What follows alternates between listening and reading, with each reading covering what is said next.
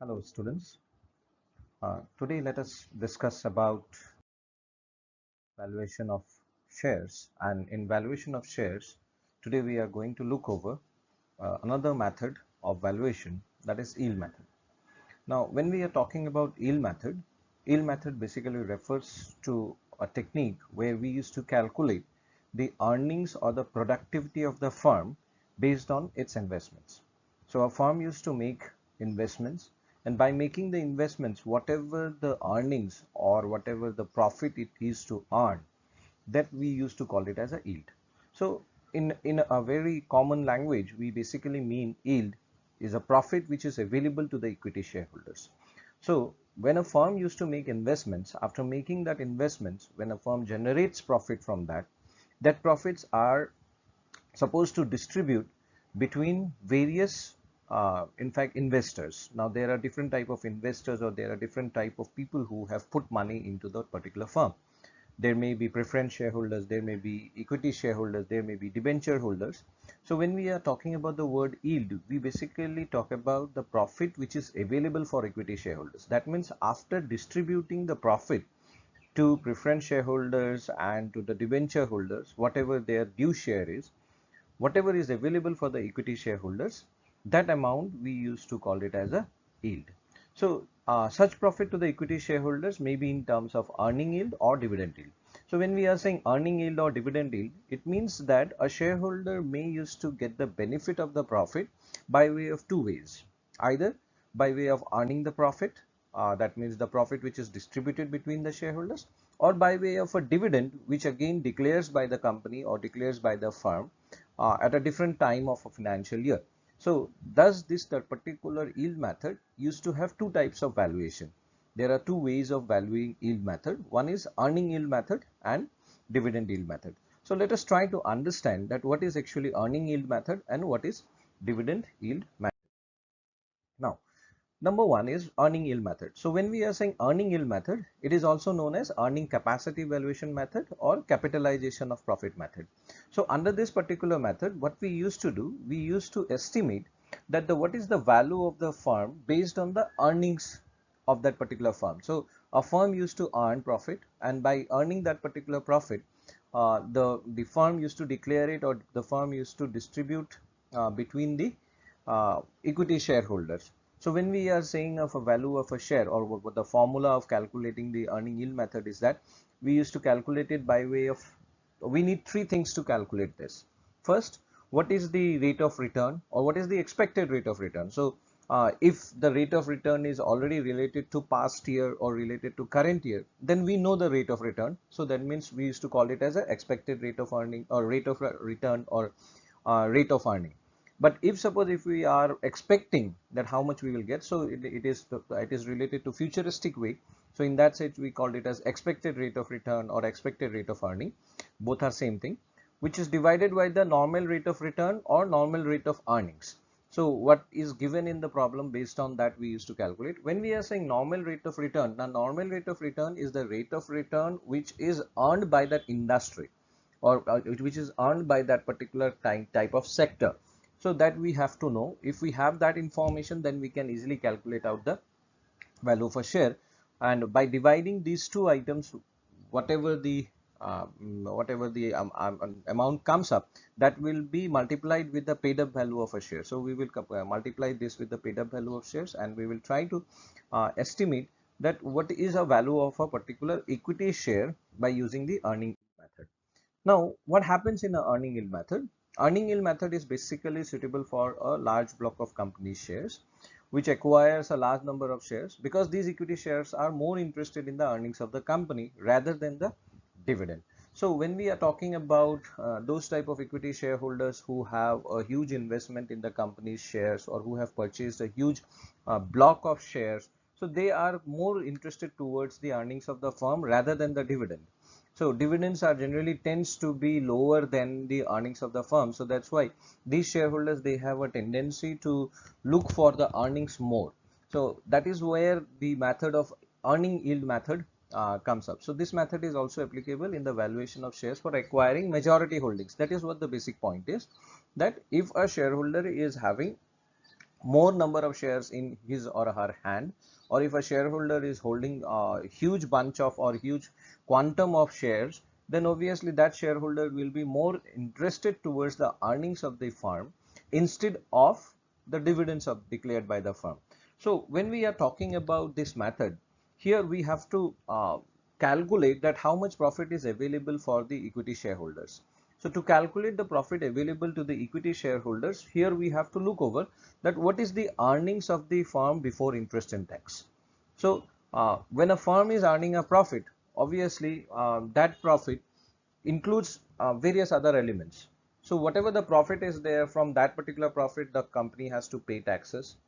Whatever the profit is earned from there, the company has to pay interest if they have taken money from debenture holders, or if they have taken money from some financial institutions, so those also to be paid out from that share of profit. So whenever we are talking about earnings before interest and tax, we used to say that what is the profit of the firm before making payment of interest and payment of taxes. So once we come to know about the earnings before interest and tax, from there we will deduct the interest part. That means the interest on the total loan or total amount which is generated from debenture holders or from financial institutions.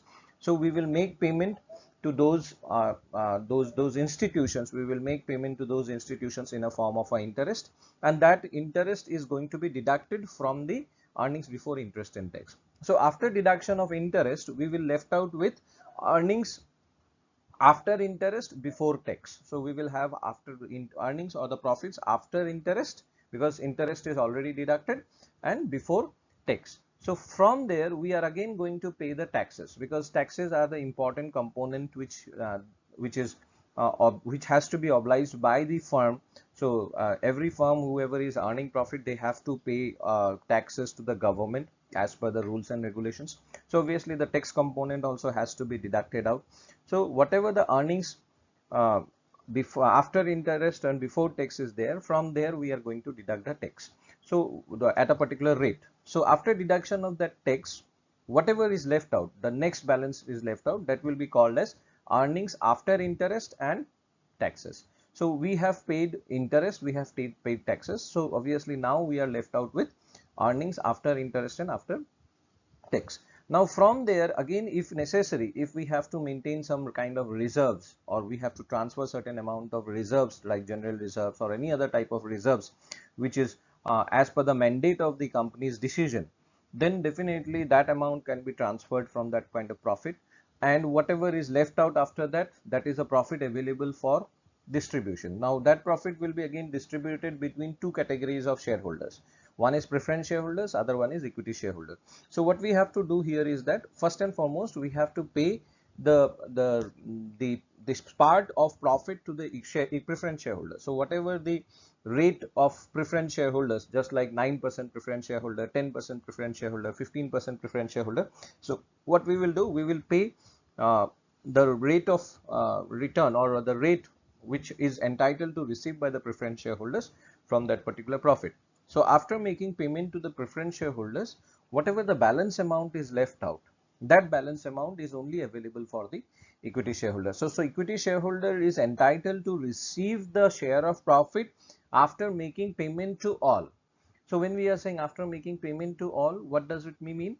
The shareholder will receive the profit after payment of interest, after payment of taxes, after payment of payment to any kind of transfer to general reserve or any kind of reserve, or after making payment to the preference shareholders. Thereafter only whatever the balance is left out, that will be available for the equity shareholders, and equity shareholders can able to calculate the value of a share from that particular information. So we will see a practical problem of that towards the end of this particular class. So that is what the earning yield method is. Now there is another method which is called as dividend yield method. Now dividend yield method is a method which is basically related with the dividend declared by the company. So a company tends to declare dividend during the year or towards the end of the financial year. So when it is declared during the year, we generally call it as interim dividend, and when it is declared towards the end of the financial year, after the financial year is presented, then we used to call it as final dividend. So there are different types of dividend which are generally declared, but these dividends are received by the equity shareholders. So the companies which is declaring the dividend, so that is also an amount which is a kind of return for the equity shareholders on the shares what they have acquired. So the whole amount of profits available to equity shareholders are not distributed as dividend to shareholders. Sometimes shares are valued on the basis of dividend declared by the company. So what does this particular point means is that whatever the profit is earned by the company, the whole profit is generally not declared as dividend. So certain portion is declared as dividend and certain portion is kept by the company for other purposes, or it is given to someone else for some other reasons like that. So there may be various other needs and requirements on the basis of which the dividend is basically declared. So here when we are talking about the profits available to equity shareholders, here we basically means that whatever the share of profit that is received by the dividend, that is received by the equity shareholder in a form of a dividend. So it is totally based on the company's decision. So company used to decide it that what dividend they want to pay during that particular year. So there is a host of process which has to be followed before the declaration of dividend. Now the question here comes in from the accounting perspective is that how we are going to value a share using dividend yield method. So in this case, the method of valuation of dividend yield, or the method of valuation of value of a share on the basis of dividend yield method is that it will be rate of dividend of the company. That means what is the rate of dividend is declared by that company during that financial year, divided by the rate of dividend of the industry. So what is the normal rate of dividend determined by or declared by the similar type of firm or similar type of company in that particular industry. So what is the normal rate? So we used to check that whether the rate of dividend declared by the company is more than the rate of dividend declared by the industry as a whole, or the rate of dividend declared by the company is less than the rate of dividend declared by the industry as a whole. So that gives a share, that gives a portion. So we whatever the portion of value comes up here, that will be multiplied with the paid up value of a share, and that is to gives us the value of a share under dividend yield method. Now, when we are talking about the dividend yield method, here we have to look over what type of circumstances dividend yield method is basically beneficial. So, dividend yield method is generally suitable for valuing small block of company shares because these shareholders are more interested uh, in the dividend declared by the company rather than the earnings of the company. So here what is the point is that there are some shareholders who are having a smaller portion of shares in their hand. They don't have a huge quantum of shares in their control. So they are having a smaller quantum of shares in their hand. So those type of shareholders, they may sometimes get interested towards dividend. So they feel that dividend is better than the earnings of the firm. So if a shareholder is feeling that dividend is better, dividend is more important for them in comparison to the earnings, so definitely the shareholders may like to calculate the dividend yield method. So this technique is basically applicable for the shareholders who are having lesser block of company shares, who are having lesser control over the number of shares. So dividend yield method of share valuation is best suitable for small lot of share purchase as investment to get dividend income. So here the shareholders interest is more towards the earning dividend rather than looking over the earnings of the firm or earnings of the company, because they have less controlling interest, because as they are controlling lesser number of shares, which means that they have a lesser controlling interest, and when they have a lesser controlling interest, which actually means that they are only investing in that particular firm for earning dividends. So that is where the dividend yield method is important. Now when we are talking about the dividend yield method, there are certain points which we need to consider. So if only last year's rate of dividend is given, that rate should be taken as rate of dividend. That means that if suppose there is no rate of dividend is given for current year, only the rate of dividend of last year is given. So that means we will consider that whatever the dividend is declared in the last year, that same dividend will be declared by that company in the current year. So that is what the point is, that if it is not necessary that the dividend has to be there, or last year dividend cannot be taken into consideration. So if any information is not available for the current year, then the last year dividend may be also taken into consideration. Now in some circumstances it may happen that if the rate of dividend is given for more than 1 year, suppose 5 years rate of dividend is given, last 5 years how much rate of dividend is declared by the company is given. So in that circumstances we can able to take the average of that 5 years. So how we will calculate the average? We will add all the dividends divided by the number of years. So suppose 5 years dividend is given, so we will add the 5 years dividend together, whatever the total comes up divided by the total number of years. That will be the average dividend which is declared by that company in the last 5 years. So we can able to take that average rate of dividend also in order to calculate value of a share under dividend yield method. And if rate of dividend of the industry is normal, is not given, then normal rate of return should be taken into consideration. So in some practical problems there may not be the rate of dividend of the industry is not provided. So in that circumstances we can take normal rate of return also as value of rate or dividend, or the rate of dividend declared by that particular type of industry. So we can able to do that. Let us take a practical problem, so which will make you to understand that how actually this whole problem actually is solved. So the capital of ABC Limited consists of 1 lakhs equity shares of rupees 10 each, 20,000 10% preference shares of rupees 100 each, and 20,000 12% debentures of 100 each. So that means the total capital composition of ABC Limited is that it has equity shareholder, it has preference shareholders, it has debenture holders. Now equity shareholders is of 1 lakh equity shares. So that means 1 lakhs into 10 means it's 10 lakhs value. Then 20,000 10% preference share. So rate of interest for the preference shareholders, rate of return for the preference shareholder is 10%. So 20,000 10% preference shares of rupees 100 each means 20,000 into 100 means it's again 20 lakhs. So 20 lakhs value of preference shares are there. Then 20,000 12% debentures of rupees 100 each. Now the rate of interest for debenture holder is 12%. So here again the value is 20 lakhs because 20,000 into 100 each. So there are three types of contributions or three types of capital in the hands of this particular company. Now during the year 1920 it earned a profit of 16 lakhs before interest and taxes. So earnings before interest and tax. When we are saying EBIT means earnings before interest and tax. So whenever you see this type of words, it is having some abbreviations or it is having some meaning. So here we are saying EBIT means earnings before interest and tax, means the earning which is before payment of interest and taxes. So earnings before interest and taxes for 1920 in this question is 16 lakhs. So last year it declared a dividend of 20%. So this particular company ABC Limited, it has declared 20% dividend in the last year, whereas the normal rate of return of the industry is how much? 15%. So normally the industry used to give 15%, but this company has given more than that in the last year, that is 20%.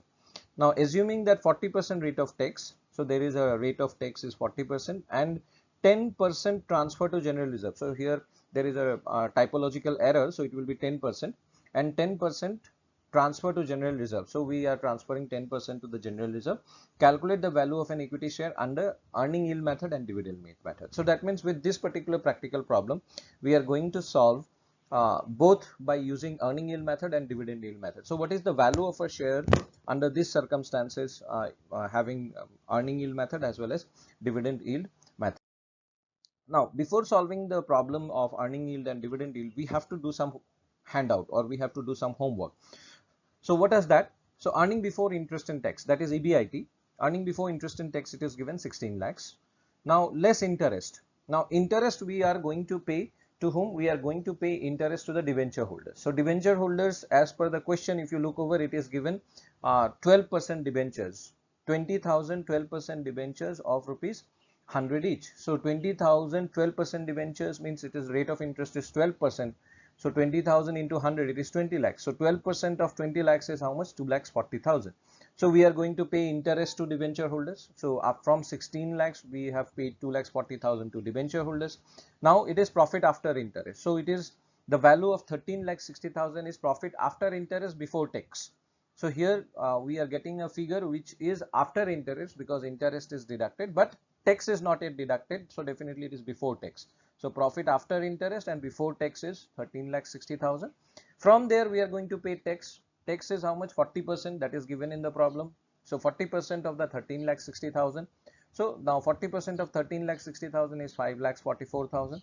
So we have paid that. So after deducting that amount, we have 8 lakhs 16,000, which is again now profit after interest and tax, or we can say earnings after interest and tax, or in short form we can say EAIT. So EAIT means earnings after interest and tax, or which can be also said as profit after interest and tax. So profit after tax and interest is 8,16,000. Now from there we are transferring 10% to the general reserve. So 10% transfer to the general reserve. So that is 81,600. Now profit available as dividend is 7,34,400. From there 7,34,400 we are going to pay 10% to the preference shareholders. Because why we will pay 10%? Because in the problem it is given 20,000 10% preference shares of rupees 100 each. So 20,000 is the total value of total number of preference shares. 10% is the rate of dividend for preference shareholders. So 10% preference dividend will be paid. So 20,000 into 100, that is 20 lakhs. So 10% of 20 lakhs is 2 lakhs. So that means out of 7 lakhs 34,400, 2 lakhs we are going to pay as preference dividend to the preference shareholders. And after making that particular payment, we have profit available for equity shareholders, which is called as 5 lakhs 34,400. So now we have a total value of 5 lakhs 34,400, which is available for equity shareholders to distribute. So that is how, what is the basic handout, or that is the basic working which we have to do before solving a particular problem. Now, first method is earning yield method. So how we are going to calculate earning yield method? So value of a share means rate of return, that is rate of return of that particular company, divided by normal rate of return into paid up value of shares. So we have to calculate the rate of return. So how much rate of return is there? So rate of return, how we are going to calculate? Profit for equity shareholders. So how much profit is available for equity shareholders divided by total paid up equity share capital. So total, how much is the total value of equity shares? So 5 lakhs 34,000 is, or 5,34,400. So here is a typological error again. So 5,34,400 is our profit for equity shareholders divided by 10 lakhs, because 10 lakhs equity shares are there, into 100. So it is 53.44%. So 53.44% is our profit rate of return for the equity shareholders, 53.44%. So therefore the value of share under earning yield method will be what? 53.44 divided by 15. So where is the 15 comes up? Because that 15 is the normal rate of dividend which is declared by the industry. So industry is giving normally 15% rate of return, but this firm is getting, or this firm is having a 53.44% of earning. Normally the industry is earning 15% rate of return, but this industry is earning near about 53% rate of return. So definitely the rate of return is very high.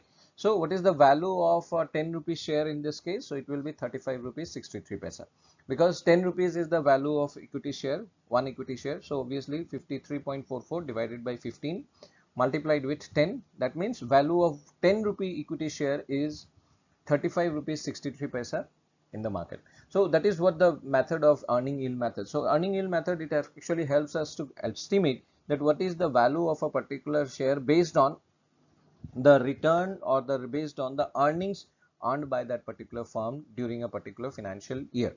Now similarly in a dividend yield method, in dividend yield method we simply used to look over how much dividend is basically declared by that particular company.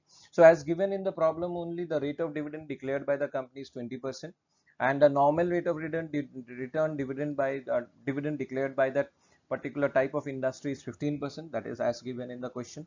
So which is again multiplied with 10 rupees. So now if we talk about the dividend yield method, the rate of return, or the value of a particular equity share of rupees 10 is 13 rupees 33 paisa. So this is what the techniques of valuation of shares, or valuation of share under earning yield method and the dividend yield method. So anyway, thank you very much.